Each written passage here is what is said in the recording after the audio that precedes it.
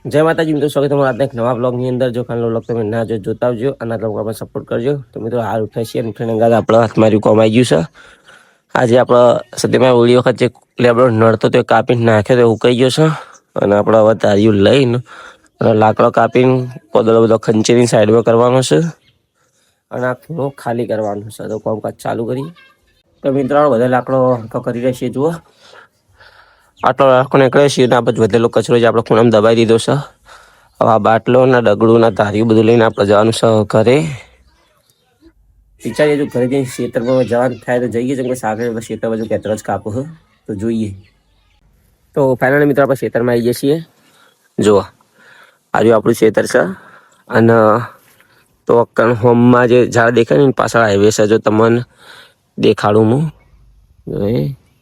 આજે આપણે હાઈવે છે, સાધન જઈ રહ્યો અને આજે આપણું ખેતર છે. આપણે ખેતર જોવા છે જેમ કે આપણે સાગરને પાપીને તોકન નેડિયામ લાકડો લઈશું. આપણે ખાલી એક ખેતર જોવાયા છીએ. આ ખેતર આપણું જોવા તમે. તો ફાઇનલી મિત્રો આપણે નહીં ધોઈ સદી મંદિર આવી જઈએ છીએ. આપણે સદીમાં ચમન માકડ મંદિર હાલનું દર્શન કરી લેજો. આપણે દીવા અગરબત્તી કરી દઈએ. મિત્રો અમારા ગામની નોટ જોયા. બાડી કરે તું આવી રીતે આવવાનું તે આવી રીતે ને ભાઈ એટલે વરસાદ પાડું તું આવી નોટે બુદલામ જોવા મળે જોયા. તો મિત્રો આપણે હાલ રામણા મંદિરેથી આવ્યા છીએ. આજ ચમત્કાર થઈ ગયો. આપણું ઇન્સ્ટાગ્રામનું એકાઉન્ટ જેમાં 11,500 ફોલોવર હતા આપણા, એટલું લગભગ 8-1.5 મહિના પહેલાં સસ્પેન્ડ થઈ ગયું હતું. જે બહુ આપણે ટ્રાય કર્યો, રિપોર્ટ કર્યો પણ પાછું આવતું નહોતું.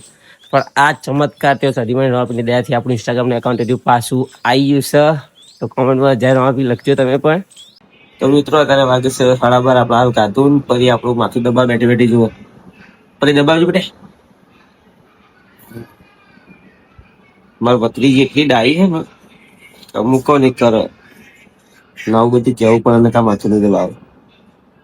જો બેટા આટલા હા લખવા બેવું હા તો એકડો લખે. તો મિત્રો આપણે સવારે જે લાકડો બધો કાઢ્યો હતો લેબડામાંથી, એટલે કે આ રહ્યો આ લાકડો અહીંથી પાથરા એટલે કે ચેન્જના ભારોટો કરીને લઈ જવાનો છે ઘરે. જુઓ તો ફાઇનલી મિત્રો બધા લાકડો ભેગો કરી દીધો છે. આ બાજુ જો બે લાકડો બે પાથરા કર્યા છે. આ બધો કચરા પર હળગાવી દીધો છે. આટલો દીવી ગરમ વરાળ ફેંકે છે ને પરસેવા ઉતરી ગયા આટલેથી. આટલું હળગાવી દઈએ ને લાકડો લઈને નીકળીએ આપણે એટલે ઘરે મેળવી દઈએ. તો મિત્રો આપણે ઘરે જઈને હાથ પકડ ધોઈને પાણી પીને માથમાં તો ઉડાઈને પાછા આવ્યા છીએ. આપણા ઇલાકો હમણાં ચેવો હતો ને હાલ ચેવું કરે સવારે ચેવું પડ્યું હતું આટલા અને તારે એકદમ સાફ થઈ ગયો. કચરો બધો બાળી કૂટ્યો. પછી એક યાર થોડું વસ્તુ આજે આપણે ના ગમ્યું એ યાર ઉપરથી લેબડો હુકાઈ ગયો આપણે બાળીના લીધે. પણ વધો નહીં, ચોમાવું આવે છે એટલે પગડી જ જશે આપણી એક્ટિવા. તો ફાઇનલી તો રામાપીરના મંદિરે આવી જઈએ છીએ.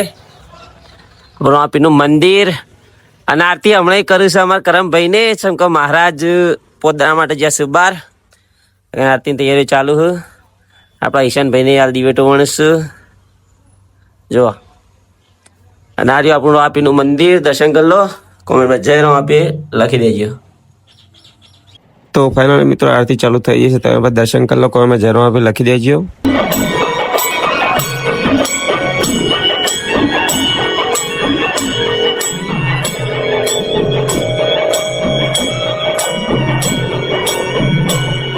તો મિત્રો આજના બ્લોગમાં આટલું જ. મળે કાલે નવા બ્લોગ સાથે. જો આજનો બ્લોગ તમે લાઈક કરી સપોર્ટ કરજો. જય માતાજી, જય રામાપીર.